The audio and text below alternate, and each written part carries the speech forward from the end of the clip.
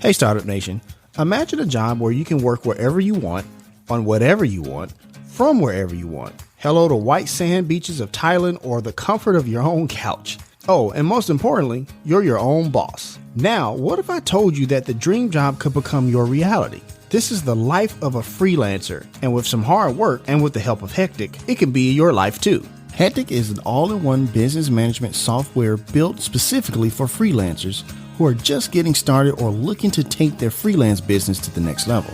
Hectic is everything a freelancer needs to get started, from an easy-to-use contracts and proposals builder to client management and project tracking to expenses and invoicing that features click-to-play technology that makes it quick and easy for freelancers to get paid. And we all want to get paid, Startup Nation. Built specifically for freelancers, Hectic is everything you need to get started. Visit gethecticapp.com/the startup life now to learn more and start for free. Yep. Adding your first client on the platform will always be free. And if you sign up through gethecticapp.com/the startup life, you'll be supporting me and this podcast, because who couldn't use a little support these days, Startup Nation? Visit gethecticapp.com/the startup life to find everything you need to start or grow your freelancing business today, and put those in-demand skills to good use in the way you've always dreamed of. The link is there in the show notes. It's time to be about that life, the startup life. Here's your host, Dominic Lawson.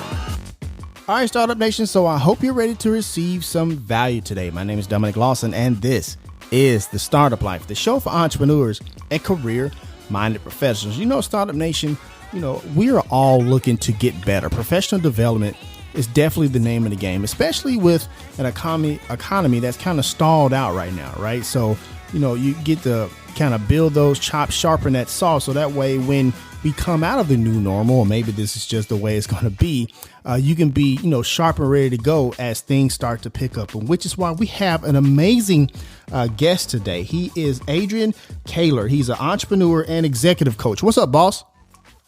Hey, Dominic, great to be here. And hello, Startup Nation. Awesome stuff. Awesome stuff. Thank you so much for being here and sharing your time, man. I really appreciate it. Let's kind of get right into it. So usually I've been asking people, what they learned from 2020 and stuff like that, one year for the record books.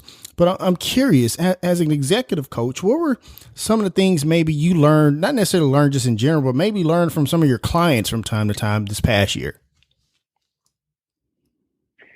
Wow, great question. And again, grateful to be on here, just because I always learn so much from these types of conversations. Sure.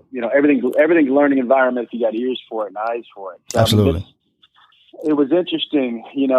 I sometimes forget that my clientele are all over the board as far as industry, vertical, and life cycle. So of companies, I see things. I don't look at the big picture like the collection of clients very often. Right. So I don't notice it like that. So my point being that in COVID, all of those distinctions really started showing up about where companies were in their own life cycle, what industries were affected by such a pandemic, and then how different types of leaders responded to chaos and crisis. Right. So I had some of my clients really thrived. They just happened to be in industries like health and wellness, for example, and they boomed. Right. And they felt guilty about that. The world was falling and they were thriving. Right. And they wanted to handle, it was an interesting simultaneous. This is one of the learnings to get to your question. Like, how do you handle because in a chaos, especially in a moment of chaos like this, I guess I should say it this way, paradoxes occur more quickly and clearly right. in chaos than in regular life. You just don't notice them. So, for example, the company that I work with, one of our clients called Smarty Pants Vitamins. Right. I've been working with the husband-wife combo, co-founder, co-CEO pair for about 18 months. We've worked with their top 11, now 14 actually, executives, training and such, and they thrived. And as a company, they thrived. They just exploded because everybody wants to, boost up their vitamin world. But at the same time, individuals inside the company are having such a different experience all over the board because of where they are in life and where they are maybe socioeconomically and where they are environmentally and family. And if family's sick, if family's well, do they have kids? Do they not have kids? Is everybody safe? Is everybody not safe? Right. And everybody's staying at home, and how, never before has work-life balance been disrupted. And when we used to, people used to complain about not being home enough. Now they complain about not being at work enough. Gotcha. It's just like, oh man, when will I escape my 4-year-old? I want to get back to work so I can actually think. So, so part of that is that paradox of, the company might be doing well, but the people aren't doing well. Right. And they are obviously the source of the resource for the company doing well. So paying attention to really the distinct dynamic of being present with the person in front of you, even when, you're in a fire drill, because people will fall apart. For sure. If you don't really see them in the midst of the moment that you're in. And as an ambitious leader, which all our clients are, very hyper ambitious, they're very goal oriented. So those that really are people first type leaders thrive during this environment.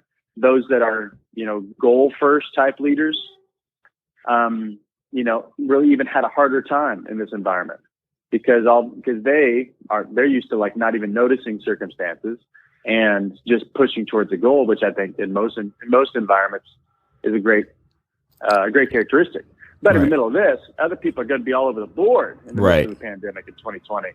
So having more space for people and really being willing to have a simple conversation about how people are doing and getting them back onto the playing field was challenging for some leaders. So I definitely saw that about, how people see, how people orient themselves towards chaos or towards people during chaos. Gotcha. I got to see that up front. A lot of people finally made some personnel moves that they've been sitting on for a long time. Right. And whether that was good or bad, I think in general, personnel moves are a good idea because otherwise you're just tolerating something not working, and it's not working for anybody in the system. So, they're finally willing to start to have the conversations and make some moves, which I always support and help them think through and then help them communicate and help the transitions happen. So, in a moment of transition, it's good to move.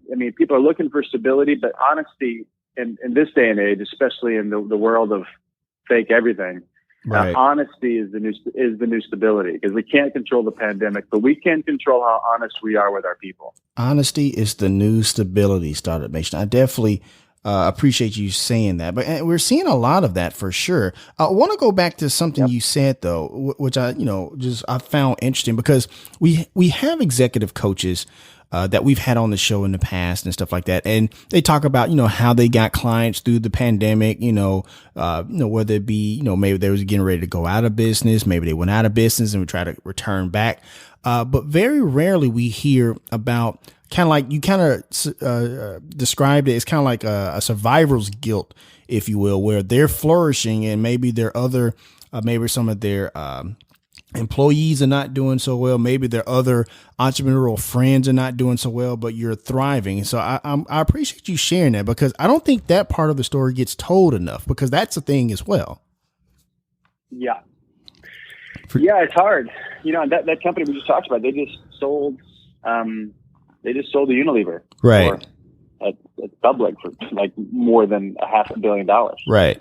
So what do you do, right? What do you do when the world's crumbling and you're having, the moment you've been striving for the last 10 years? Right. Well, you thank people deeply. You lock in and don't out of guilt self-betray. And then you decide to be as generous as a human being and strategic as a human being as possible, which is exactly what, Gordon and Courtney have done. Right. Is they appreciate, and they help people transition, and the Unilever, and the company's still intact. Unilever just talking, but you just take care of people. You go deep and you do everything you can do. I hear that. And that kind of goes back to what you were saying about being honest and genuine and stuff like that, for sure. I'm sorry. I just want to throw that in there, but no, I appreciate that.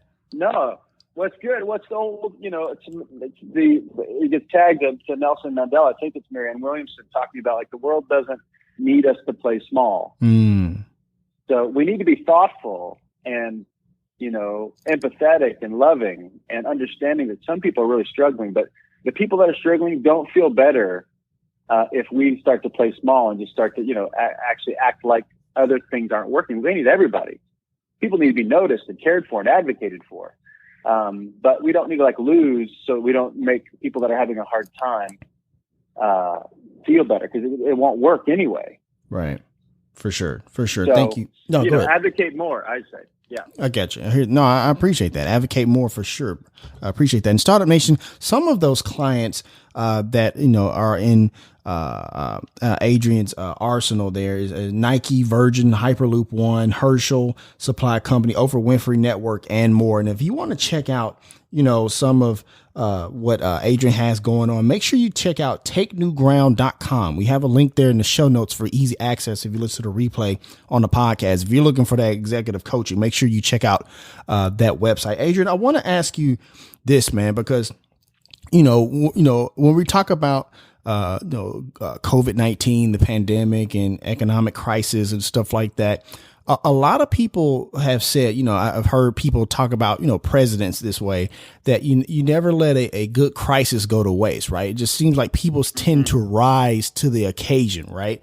So we kind of talked about honesty and empathy just now, but I want to ask you this, like when crisis hit, whether it be a global pandemic or maybe there's just a market downturn for your industry or something like that, and you have those hard conversations with your team to kind of boost morale, maintain morale. What does that look like? What does that sound like? How do you coach up your clients to kind of navigate those waters, if you will?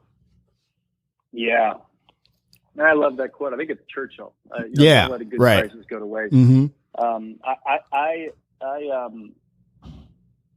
had a friend of mine, her name's Laura Wasserman. She's a LA, Los Angeles based divorce lawyer. And when I met her, when COVID hit, she said, "Can you write an article for the website?" And I used that as the title of that article, which is, I think it was, "Don't Waste This Crisis." And the conversation was about with families. It's like, hey, if you've been waiting to talk about something, now is the time to talk about it. You're looking face to face. Now's the time. Utilize this as an opportunity instead of, utilizing it as another way to hide, another way to avoid. So, but to your question, how to approach a team that's scared, really, or in a moment of transition. So, what they don't need is a blindly optimistic leader. Right. That's what they don't need. They don't need merely a cheerleader, because you're going to lose credibility. What they do need is for you to understand that what they do need is for you to communicate to them in a way that they feel like you get them, you get their concerns, and you might not actually get their concerns. You got to go learn what they are. So, before you're going to stand up on a chair or make some kind of royal declaration from some leader, you better go get connected to your people and find out what people are really concerned about. Right. And what's going on for them and how hard things are for them. So you can actually speak to it. And I would speak right to it. Like, this is I don't know if I can cuss on here, but Go for it, man. This is a shit. I just say, hey guys, this is a total shit show. Right. It is worse than we thought it was going to be. Right. I am all over the place. Right. I don't know about you, but when I wake up in the morning, I'm out of my routines and I don't feel good in the morning. And it takes twice as much energy to pull myself back to my desk and get locked in. What about you? Right. Now, that's you're helping to label the concerns on the other side. Right? When you're talking, you want to label the concerns that people aren't saying, because when you label them, when you say it, they get it and say, "Oh, that's what I'm going through." And this person that I look up to, they're going through the same thing. So that's like first step is this we're in the same boat. Communication. Where a leader doesn't stop, but a leader doesn't stop there. A leader says, "Here's what I'm doing. Here's what I'm doing to lead myself. And if we're not in a, how do we lead ourselves as an individual? Because everybody's got a boss, right. and it's themselves. Like, I'm my own boss. I mean, I happen to be in my company, but I mean, like, as a performer, as a player on the field in life or whatever, like, I'm my own coach. I am my own boss, and I'm my own employee. Like, I got to run myself. Like, right. Leadership starts with me. So helping people own that, hey, this is going to hit you, whatever crisis, it's going to hit you a lot of ways. And here's what we got to do to help us really manage and lead ourselves through this transition. Because a leader can't save anybody. A leader can invite somebody to really save themselves. They can lead the way, they can show, they can promote, they can model, but they can't carry somebody. Now, it might feel like they're carrying somebody, but you really authentically can't. Somebody's got to want to make it. Right. Right. You know, it's funny you mentioned that. And one of the things Startup Nation knows about me about, I love sports metaphors, because I think a lot of times people like the hero aspect of it, right? Like, this guy got us out of this, whatever, but it really wasn't just that person. Now, I would, probably add to that and say that, it seems like those leaders make it seems like they did, but he just encouraged you to do more. So, I really appreciate that, because like I said, we kind of fall into this fantasy that, like, this person got us out. It was really a team effort. But something you said earlier that I thought was really important about there's the blindless cheerleader aspect of it. Because I imagine not only is that not good, that could be dangerous. Wouldn't you agree? Yeah. Yeah. I think it is. It is dangerous. It's not only not helpful, it's really dangerous because it's false hope. Right. Because emotions aren't going to do the trick. And like, vision without application won't do the trick. Right. And it's kind of like saying, hey, Dominic, next week, why don't we go climb Everest? Mm-hmm. And that's a naive statement. Sounds great, would be thrilling, but we'll die out there. Right. Exactly. I know I will, because I won't know the first thing. Right. Well, we're not prepared, man. Right. We're exactly. Not prepared. And, and a leader's got to sell somebody on the struggle. Hey, well, tell them on the struggle. What I mean by that is, there is something worth fighting for. Right? Because, hey, we're about to step into a fight. We're in a whole new reality. None of us know what we're doing. Here's what I'm committed to despite everything that's happening. Here's my value structure. Here are my priorities. Here I stand. I'm not effing around. Here I am. Right. Not apologetic. Here I am. See me, right? That's what a leader does. Takes a stand for something. And by the way, if you're going to follow me and if we're going to make it through it, here's what's going to be required of you. This is not to walk in the park. This is harder than ever. Right. And I need you. Here's what the walk's going to look like. Right. So it's that type of, summoning. That's the word I like to think about, like summoning people to the surface. And we don't need one hero. Everybody must act heroically, like to overcome things they've not ever had to overcome before, whether those battles are internally for them or externally for them. Like, I really call to the surface everybody. I think this is the way the world's crafted, is that everybody's got this hero ethic baked into them. We all want to overcome something, even if for all the cynics and all the victim-y type people out there, which there are plenty, which I could play that part as well at times. But at the human core and the soul of the human is somebody that wants to make it. They want to live, you know. So a leader's job is to call that to the surface, not to be to your point, the hero, the knight in shining armor or whatever. Those are egomaniacs, and trust me, I've tried that plenty of times. And not the martyr either. A lot of people play the martyr like, hey, I'm going to die for you. I'm going to die for you. No, let's all live. Right. For sure. Let's all make it out. I got a couple of young kids, and plenty of times, things will be very chaotic in my house. And I'm an old quarterback from back in the day, so I'll call a huddle. So we'll all get down on one knee in the kitchen when everybody's going crazy, and I'll say, Scout's my boy. I say, Scout, what's going on? I see you're going crazy. What are you doing? Okay, I hear you. Charlie's my little one. Charlie, what's going on for you? Okay. Great. Here's what's going on for me. And I'll call the play. Well, we're going to do this. We're going to do that. All right, ready? And we'll actually do a break and all that stuff. It's kind of fun and some antics. But that's really what's needed in the moment of crisis. The leader's got to call a timeout and calibrate the team. Right. Right. I appreciate. You don't let people scatter. Absolutely. You don't let people scatter, right? You call them together to the campfire, if you will. Absolutely. Absolutely. I want to transition here a little bit because we're hearing this phrase, this term, whatever you want to call it, new normal, right? How to survive in the new normal, right. How to engage in the new normal, stuff like that. Is it really a new normal? Because new normal seems to suggest that like, this is the way it's going to be from now until whenever something else happens, right? Is it a new normal? Is it kind of more of a temporary normal? What's your take on that? And because you have a lot of people who are afraid about job prospects and stuff like that. Kind of talk about that a little bit, if you don't mind, Adrian. Sure. Well, I mean, from what I've heard and from social scientists, they talk about this hybrid. Mm-hmm. So we're not going back to anything. Right. There's no going back. And this isn't the way it's going to be either. There's going to end up being some kind of hybrid model for life. And, right. I think they're talking about that we're all going to be streaming everything from here on out. For sure. Of course, that we were on our way there before. That's Amazon true. is, Instacart's going to be kicking it from here on out. Right. Because there's a lot of new evolutions that were needed in the midst of the crisis that people are going to appreciate more than others.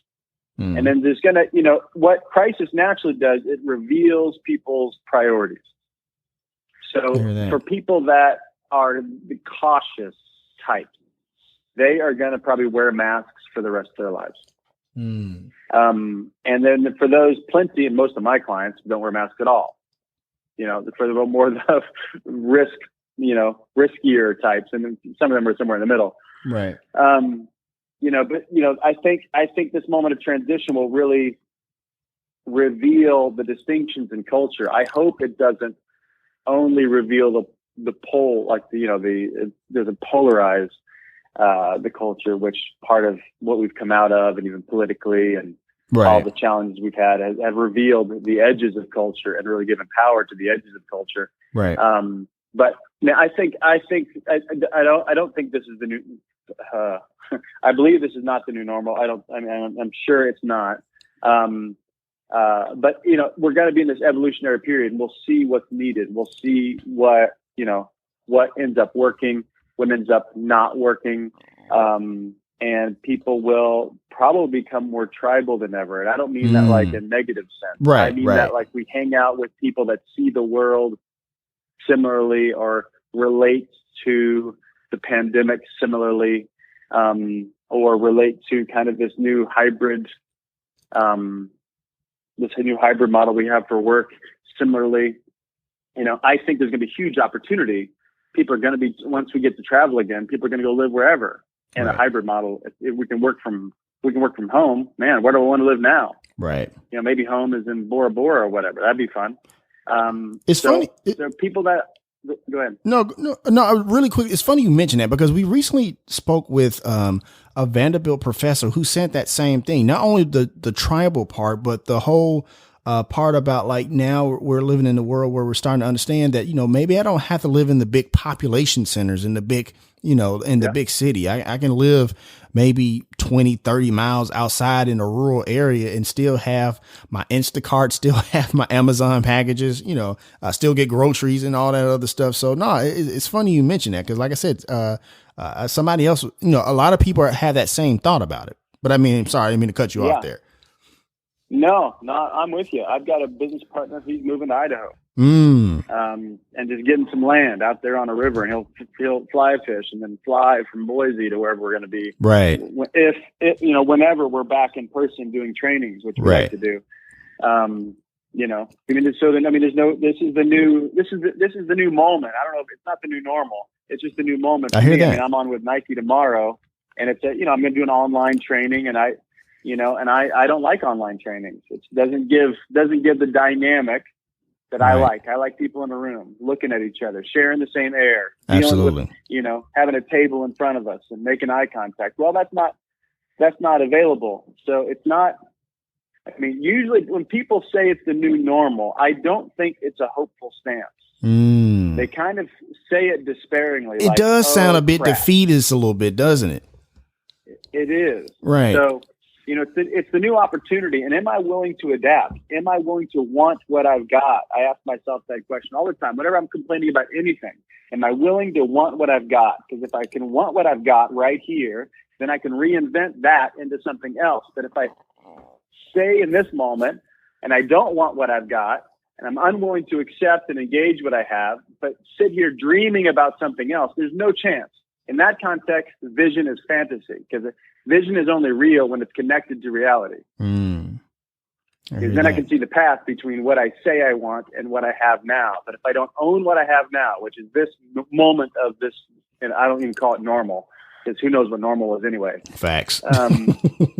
Right? I mean, whatever. I don't know. People speak about that so romantically. I don't know. My life just seems different every day. I hear that. But I've got eyes to see. I'm committed to like living and seeing opportunities in front of me and learning stuff and meeting new people. So I'm allergic to the mundane. I never had like a normal. Right. Now I had routines, but it wasn't normal. Exactly. I just don't want that, man. There's an old Kierkegaard quote: "Men find a level of despair that's tolerable and call it happiness." And I've lived that before, where it's just like, shit, nothing's going to change. It's stuck. I'm stuck. This is who I am. This is who she is. This is who he is. This is who the company is. And it's not going to change. That's just called despair. And men find a level of despair that's tolerable and call it happiness. Like, this is work. This is me. This is who I am. This is all I can do. And, anyway, so I don't think this is the new normal. I think this is the moment we're in, and people that decide to accept where we are, not resist it, accept it. This is what's happening. Decide to engage it, make the most of it, and then engineer the road between what they have now and what they want, and see the opportunity in it. They're going to actually thrive during this environment. I hear that. All right, Startup Nation. So we're going to go ahead and take a quick break. We got to pay some bills. Once again, my name is Dominic Lawson, and you're listening to The Startup Life.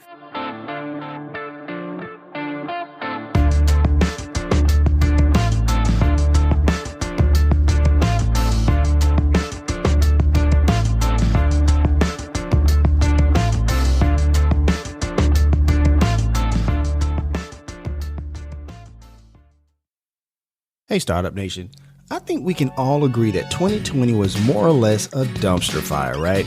I mean, come on. On top of surviving a worldwide pandemic, good friends and family of mine lost their jobs, had their hours cut, or went out of business altogether.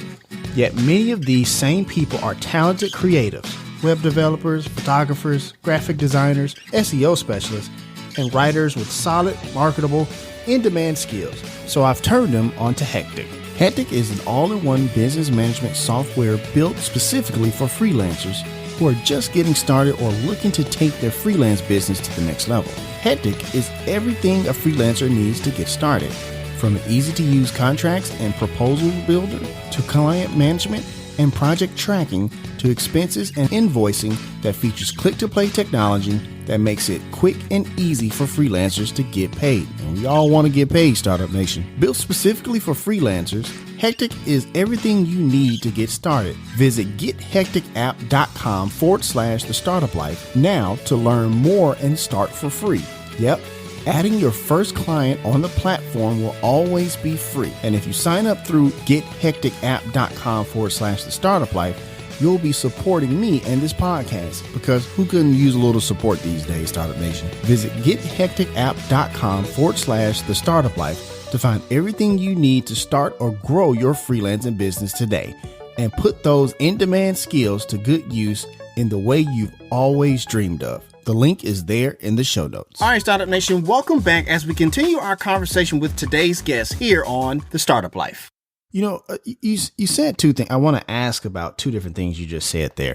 The first thing is you talked about you prefer, like, the in-person training and stuff like that. The parent company for this show is an education consulting firm, and my wife is literally downstairs right now doing her online consulting because we do it with schools and stuff like that, right? So she's actually doing a consulting day right now downstairs online. And she said the same thing you said. Like, she prefers that in-person one-on-one, or not necessarily one-on-one, but like that in-person, breathe the same air type of, engagement, if you will. So that led me to this question, man. Talk about your teaching style, or your coaching style, if you will, and why does it resonate so well with your clients and stuff like that?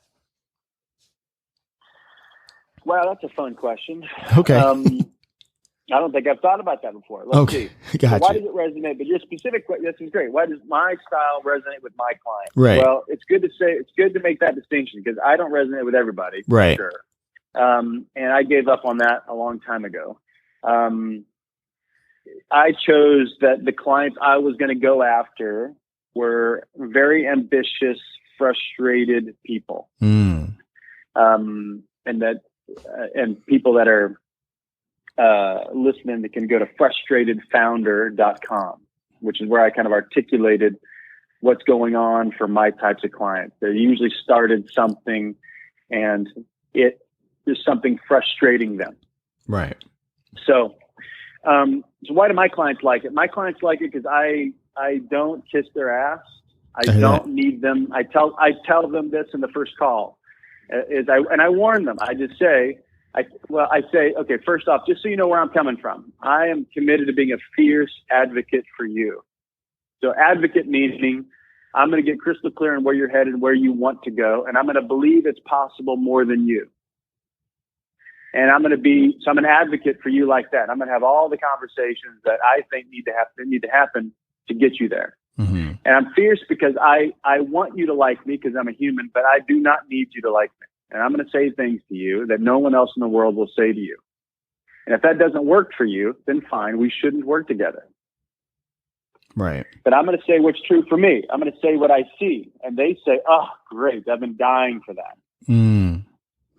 Because most leaders, especially the ones that are out on a limb, that are out starting something, they're scared to death. They don't act scared because they can't afford to act scared. Right. But they are scared, right? They're vulnerable. They're out there. They've thrown their life at something, and they know they're making it up. Of course they are. We don't know how to navigate new terrain. We have to figure it out on the way.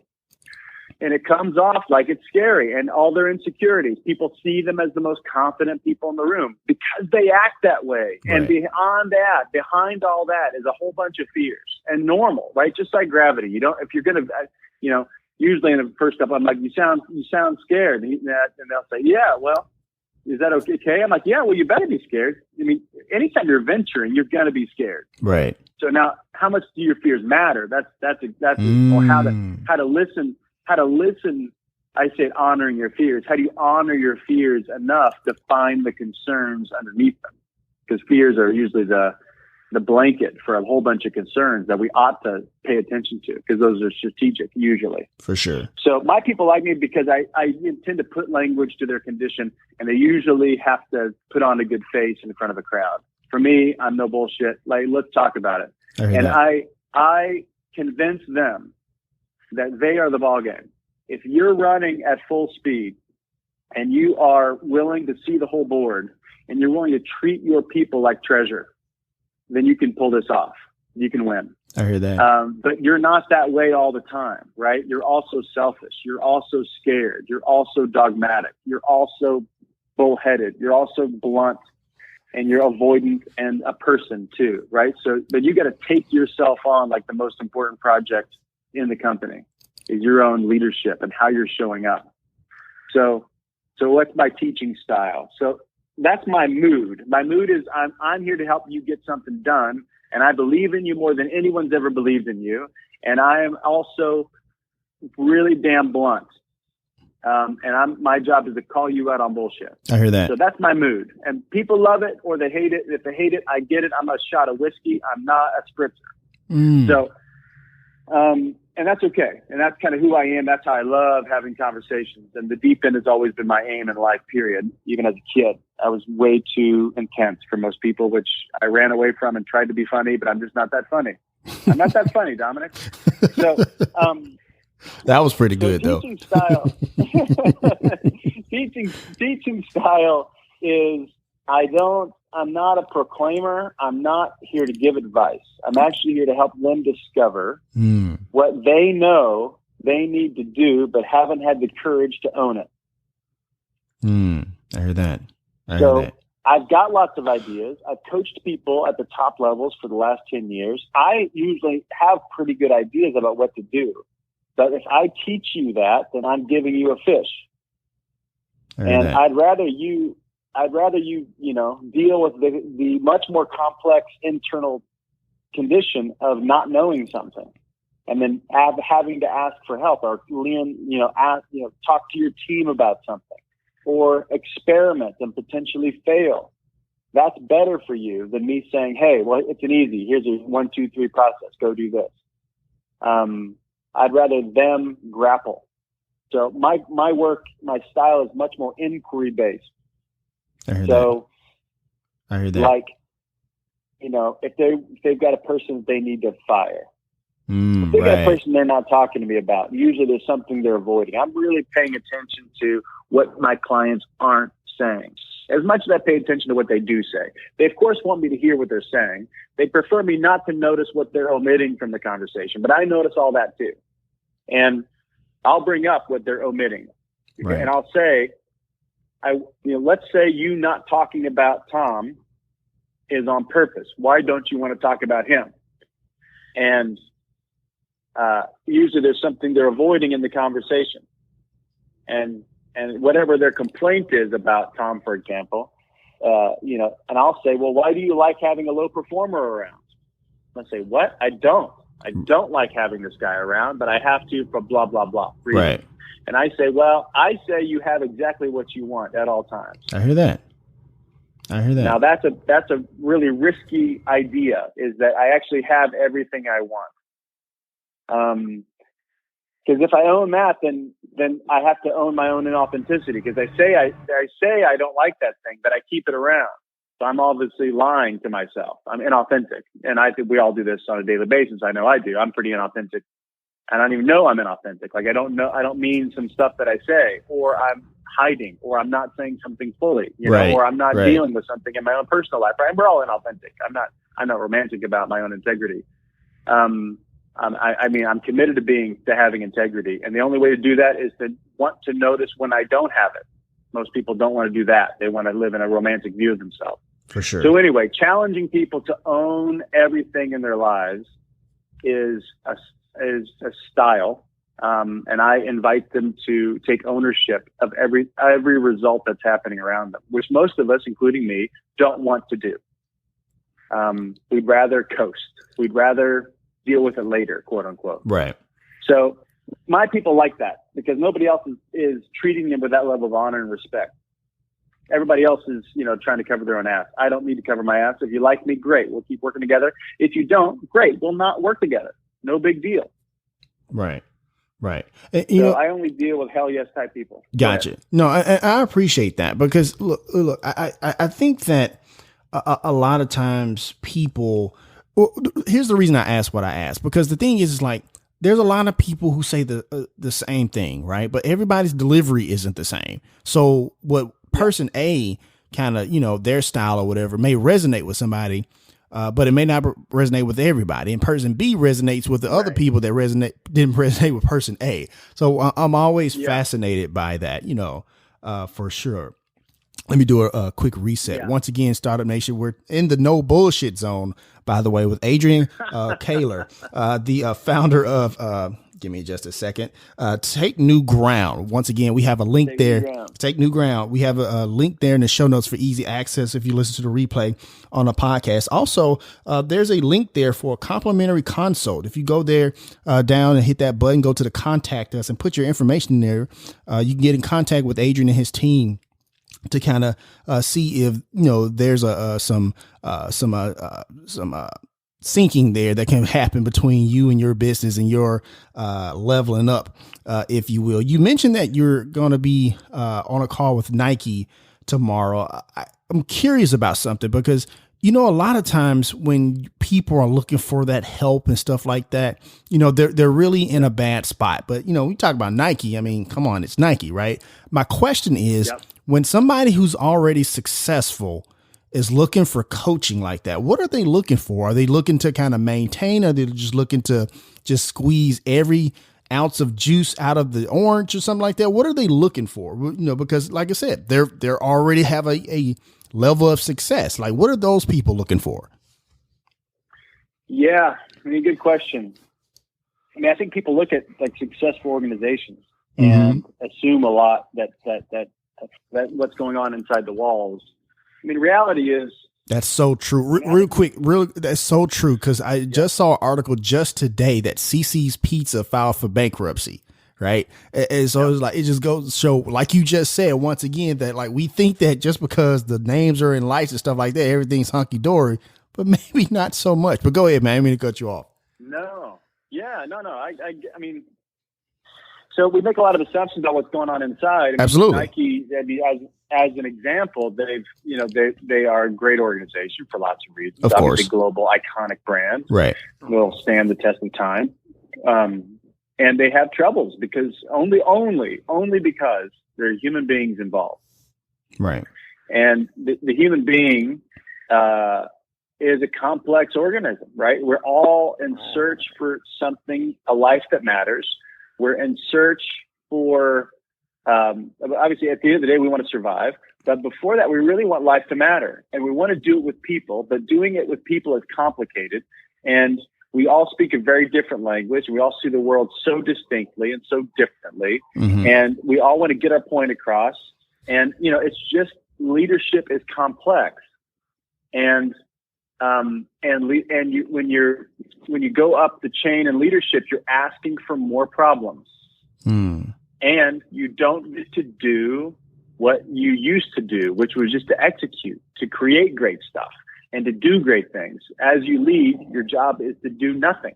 Your job is to create the environment in which your people do great work, right? And your job is to take care of people. So that's harder than just grinding on a shoe design or a whatever they're doing, right? It's easier to create something on a PowerPoint presentation than it is to talk and have the tough conversations. So to answer your question, like for leaders at Nike, I work with ambitious young leaders at Nike. One of which she made two. She's on their fast track. She made two huge jumps up the organization. The one whose team I'll be working with tomorrow, and she's currently under the right under the CMO. And, she's a striver, and she's trying to make a lot of changes inside the organization that are positive, and that takes some nuance of how to do that in a way that works. Because you can't be cavalier about it. You've got to actually generate the types of conversations where results want to happen and people want to change. Now, that is not easy. Of course not. Because humans don't like to change, right? They want the same, even if they hate what they've got. They'd rather, the devil I know is better than the devil I don't know. Right. I'll stick with this. No, thank you. And who the hell are you for telling me to do anything?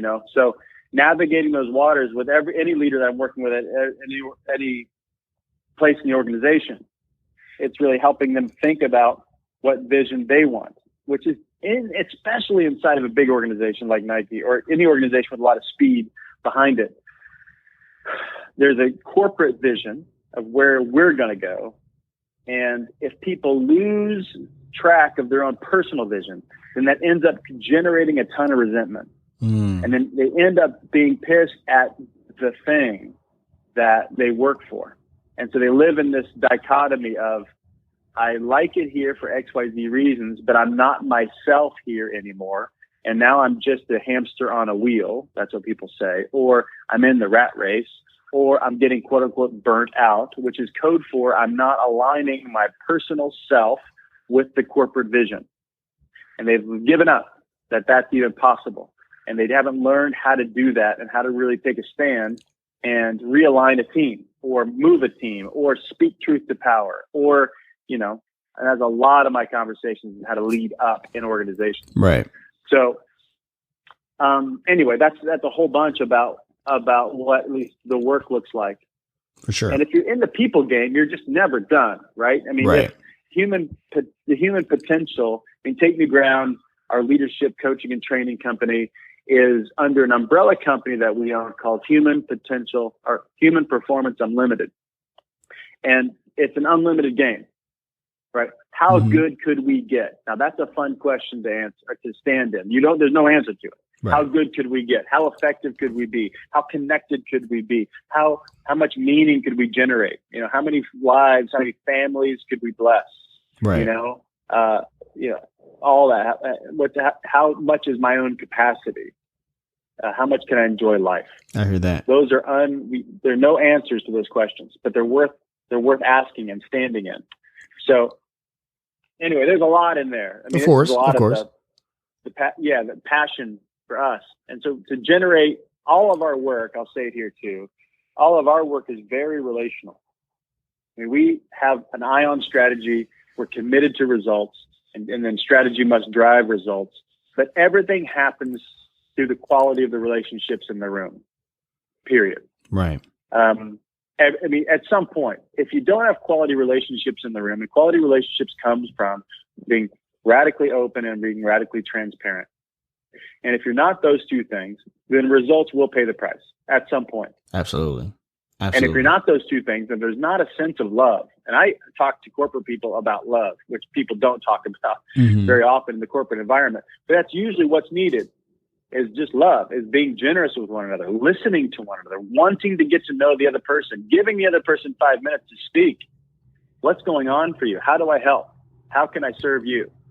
If you generate that in the room, people show up. And when people show up, they bring all their resources to bear. When that happens, what can happen on the team is unexplored. We don't even know how good it could get. But that's the dynamic that must be generated in any organization, like Nike. Tomorrow, I'm doing a full day on what they asked me to do, which is creating a culture of belonging.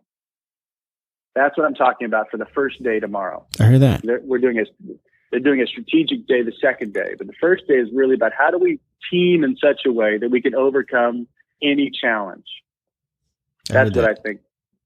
How do we be found here? So, right. I hear that. I appreciate that. Thank you so much for sharing it. Because like I said, we hear, you hear Nike and stuff like that. It's like, man, why they need coaching? But I definitely understand that. It's not necessarily, at like the top level, but it's like that you're kind of really training that next wave of leaders within Nike. So I definitely understand that for sure. Once again, Startup Nation, we're actually wrapping up with Adrian. Well, yeah.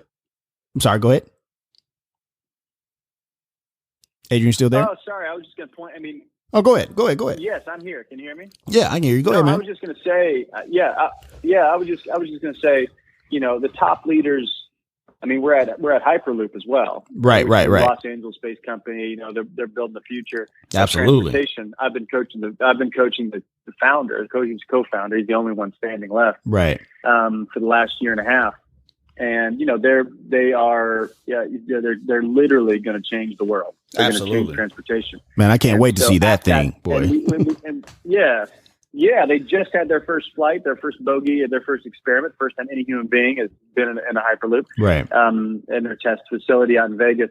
And my point is, even at that top level, that's Josh, and then we work with Jay, the CEO, and integrate those two guys in the board.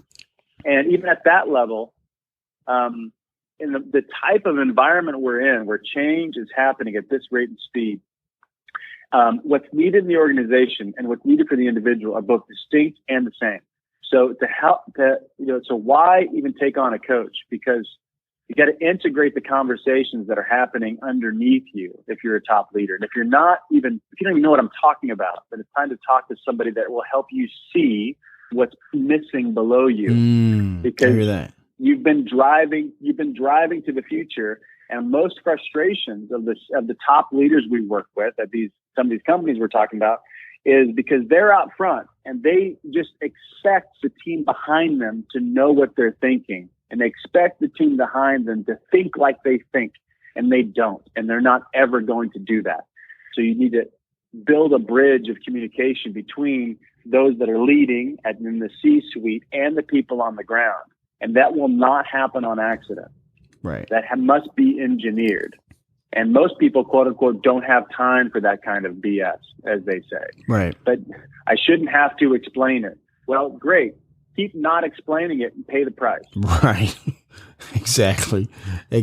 Once again, Startup Nation, we're actually wrapping up with Adrian Koehler, the founder of Take New Ground. Take New Ground. We have that website there in the show notes for easy access. If you listen to the replay on the podcast, Adrian is also has a podcast as well, Raising the Bar with Adrian and Allie. Kind of talk about your show a little bit, man. And I saw that you had A-Rod on there. A lot of people don't realize just how savvy of a business mind that A-Rod is. Well, you know what? Let me change my question real quick. I want to ask this because when we have a podcast and you kind of talk outside of the recording, man. What's some of those nuggets he dropped outside of the recording? Because I know there's some there.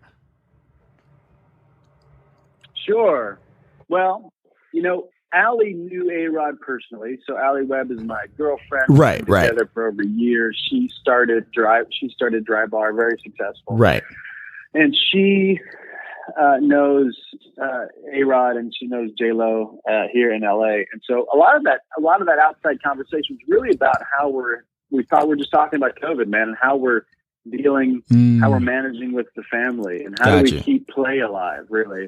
How do we keep play alive in the midst of all the chaos? And how do you, stay focused on the people that you love and not just, when you've got an empire like he has, there's a lot of people that need attention and want attention. But if you don't take care of the people closest to you, then you're going to be miserable, or they're going to be miserable, and it's going to come back. So a lot of times we were just talking about play, really. How do you keep connected to your kids? Because their kids are struggling. At least my kids are struggling with the online school, which is like, essentially a joke, and not the real thing. And they're not, they're hating it. My 7-year-old hates it. Right. And, but I can't save him from it. So what do I have to do as a dad to compensate for that? Right. And I got to do a lot. I got to spend more time and connect more because he's not getting to play with his buddies like he used to. So I'm his new buddy. Right. So we talked about things like that, about how to be a good dad. And he is, he's quite accomplished. So to your question about the podcast, I've actually got 2 podcasts. One is Raising the Bar with Allie. And we talk to founders. And then my passion is also to talk to nonprofit leaders, people that lead in the social sector. So we've got, just interviewed Brian Larrabee, who started Good City Mentors, a mentoring program for high school youth yesterday. We just interviewed him here in Los Angeles. Scott Harrison from Charity Water just did Claire Fontenot-Bobineau from Feeding America, just amazing people that, if we're looking for something to do with our family, go serve together, listen to Raise the Bar, you can find a way to get involved. I hear that. And then and it's awesome. And Allie's fantastic. We've got, A-Rod was amazing. Guy Raz was amazing. Mark Cuban was amazing. But a lot of these, GT Dave from the kombucha company, that was hearing his story will make you cry. Because he's overcome so many things.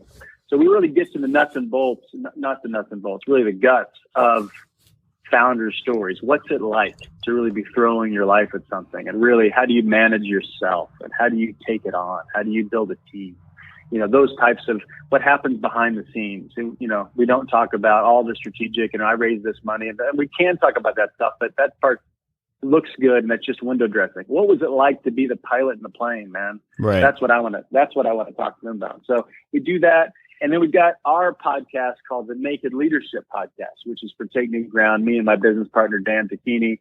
And we talk about so many topics that leaders are up against. We listen to our clients, listen to what they're going through, and we talk about it for, an hour or so, these topics, like hiring people, like firing people, like leading through change, like how to have conflict, all the really the grease that makes an engine run well, all the interpersonal stuff. You'll hear a lot of that. So that's the Naked Leadership Podcast, and love to have anybody give comments or feedback about that, or send me a note about what you want to hear about. We'll do a special episode for it. For sure. So couple opportunities for people to get free resources that way. I hear that. And Startup Nation, all 3 of the links for those podcasts are there in the show notes for easy access if you listen to the replay on the podcast. And that's going to wrap up our time here on the Startup Life. Once again, we want to thank Adrian Koehler for coming on the show. Thank you so much, AK. Yeah, Dom, thanks, man. And can I offer one more free thing? Please do. For people? Yeah. So if I shot a whole course around how a roadmap for how to manage conflict on your team. How do you have a tough conversation? Because, if you're a leader, you need to have tough conversations all the time. Right. And most people they never got taught how to do it. So they don't do it. And then if they do it really crappy. And then it doesn't work. And then they say, I'm bad at conflict. When really you don't know how to get good at it. Right. So I shot a whole course about it. I want to give it to people.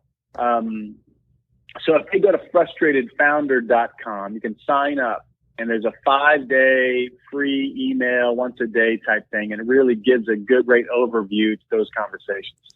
And if they want to, there's a whole longer course. And if they reach out to me personally on Instagram, for example, and they say, hey, I listened, to Startup Life Radio, to Startup Nation with Dominic. If you message me on Instagram, I'll give you the entire course. I hear that. So look at that, Startup Nation. Anyway, we love free resources. Yeah, I want as much people to actually make their life work. I want relationships to work. I want people to love their employees. I want people to sleep well at night. So if you reach out to me, I'm just Adrian.K on Instagram. Message me. I will have somebody from my team send you the link for the free course. But go to frustratedfounder.com and check it out there first. I hear that. Thank you so much, Adrian, for that. For sure. And all that information, Startup Nation, is there in the link. In the show. The link is in the show notes for easy access if you listen to the replay on the podcast. And as always, Startup Nation, if you have an idea, be about that life, the Startup Life. If you want to let us know what you think about our show, have an idea for a show topic, or would like to advertise on our show, send us a message on the Startup Life Podcast Facebook page. And while you are there, like and follow our page as well. It's a great way for us to engage with you, Startup Nation, and really grow our community. The link is there in the show notes. Subscribe to the show as it can be heard on Apple Podcasts, Google Play, Stitcher Radio, Spotify, or even on your Facebook timeline or any other platform you like to get your podcast. If you are listening on Apple Podcasts and you find our content valuable, please give us a 5-star rating, as it will help us climb the charts and help more people find our show. You can also listen to the show on the Startup Life Podcast new website. There you will find the all-new startup blog where I write on many topics that are interesting and helpful to you on your path to entrepreneurship. And hey, if you have an idea, be about that life, the Startup Life.